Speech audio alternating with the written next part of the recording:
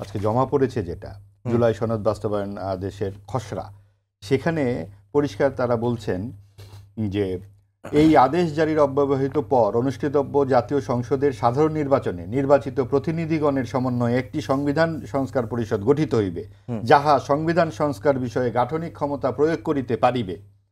পরিষদ উহার প্রথম অধিবেশন শুরুর তারিখ হইতে 270 পঞ্জিকা দিবসের মধ্যে জনগণের সার্বভৌম ক্ষমতা প্রয়োগের মাধ্যমে এই আদেশের তফসিল 1-এ বর্ণিত জুলাই জাতীয় সনদ অনুসারে সংবিধান সংস্কার সম্পন্ন করিবে এবং তাহা সম্পন্ন করিবার পর পরিষদের কার্যক্রম সমাপ্ত হইবে।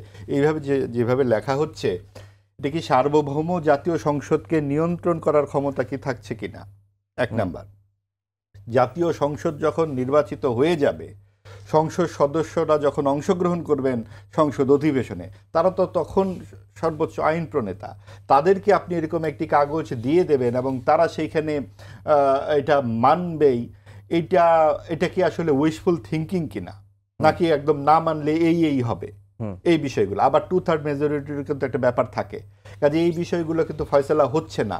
এবং এইটা আসলে কতখানি বলা যায় একটা সংসদকে যে আপনার এই কাজটা করতেই হবে?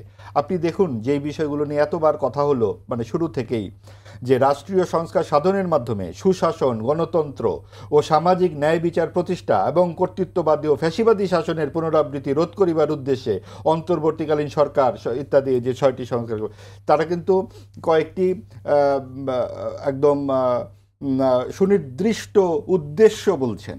এখানে কিন্তু সেই সংবিধানের মূল স্তম্ভগুলো আমাদের চোখের সামনেই খসে পড়ে গেল। ধর্মনিরপেক্ষতা নাই। তার মানে আমরা কি একটা ইসলামিকীকরণের দিকে যাত্রা করলাম আনুষ্ঠানিকভাবে, অথবা সাম্প্রদায়িকতার দিকে গেলাম? তাহলে কি মুক্তিযুদ্ধের যে প্রত্যয়টা ছিল, মুক্তিযুদ্ধ কোথায়? আমাদের যে এই 72-এর সংবিধান, এটা কিন্তু মুক্তিযুদ্ধ জাত।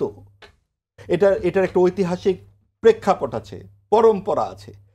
আজকে যখন এই রকম একটি ঘটনার দিকে আমরা যাচ্ছি, আমরা কি ভুলে যাচ্ছি এই গণ অভ্যুত্থান এই প্রথমই হয়নি?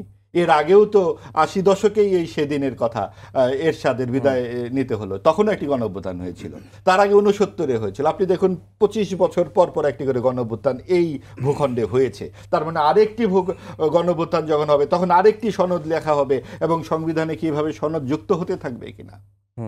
জুলাইয়ের যে ঘটনা ঘটেছে, অবশ্যই সেটা অসামান্য গণ অভ্যুত্থান, অবশ্যই সেটার একটি গুরুত্বপূর্ণ প্রেক্ষাপট আছে, কিন্তু সেটা কখনোই মুক্তিযুদ্ধের চেয়ে বড় জায়গায় পৌঁছতে পারে না। এখন আমরা যদি এই রকম পরিস্থিতিতে যাই এবং এইভাবে আমরা বলে দেই যে এই জিনিসগুলো আমরা যুক্ত করব, তাতে আমরা আসলে জনগণের কত শতাংশের অংশগ্রহণ সেখানে পাচ্ছি? 30টি রাজনৈতিক দল কি সারা বাংলাদেশ?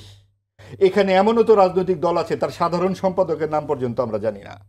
তার মানে কি 2-3টি দল মিলে পুরো বাংলাদেশকে তারা আগামীর বাংলাদেশের রূপরেখা প্রণয়ন করে ফেললেন?